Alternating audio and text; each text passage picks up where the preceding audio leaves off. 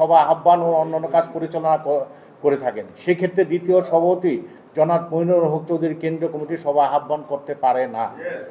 কথিত অবৈধ ভারপ্রাপ্ত সভাপতিতে সিলেট সিদ্ধান্ত হয়নি এমন বেশ কিছু মৌলিক ব্যাপার উনি একক এবং আজ্ঞাবহ দ্বিতীয়জনকে অতি গুরুত্বপূর্ণ সিদ্ধান্ত, যেমন জেলা কমিটি বাতিল করে তাদের পছন্দ মাফিক লোকজনকে দিয়ে পদ পদবি দিয়ে কমিটির অনুমোদন দিতেছে।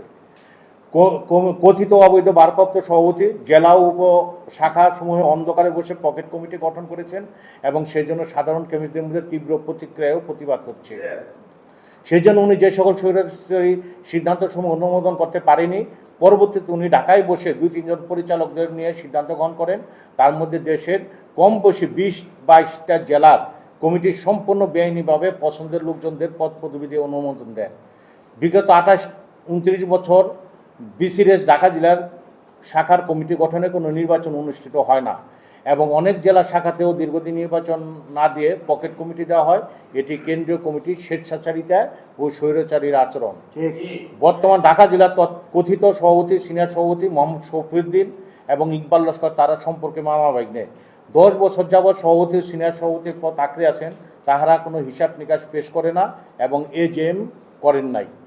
গত বছর অর্থাৎ 2024-এর জুন মাসে ঢাকার একজন কেন্দ্রীয় পরিচালকের অফিসে আমরা ঢাকা জেলার চলমান কমিটির অধিকাংশ সদস্য সভাপতি ও সিনিয়র সভাপতিও ছিলেন বসে সিদ্ধান্ত গ্রহণ করি এবং অধিকাংশের মতামতের ভিত্তিতে ঢাকা জেলা নির্বাচন অনুষ্ঠানে নির্বাচন কমিশন গঠন করা হয়, যা সিলেটের দ্বিতীয় সভায় অনুমোদিত হয়। তারপরও ঢাকার শাখা কথিত মাওবাহিনী নির্বাচন অনুষ্ঠিত করেনি।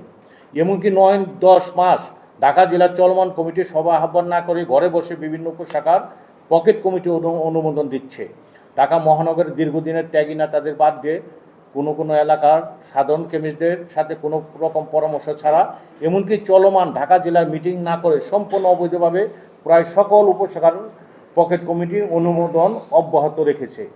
ঠিক একইভাবে নারায়ণগঞ্জ, গাজীপুর, বগুড়া, শরীয়তপুর, মাদারীপুর, ফরিদপুর, ব্রাহ্মণবাড়িয়া, জয়পুরহাট, নীলফামারী সহ কম বেশি 24-30টি জেলার ন্যূনতম নিয়ম নীতি না মেনে মন গড়া কমিটির অনুমোদন দিয়েছে এবং প্রতিটি জেলায় কেমিস্টদের মধ্যে ব্যাপক ক্ষোভের সৃষ্টি হয়েছে, যা বর্তমানে 5 লক্ষ কেমিস্টদের মধ্যে চাপা ক্ষোভের সৃষ্টি হয়েছে।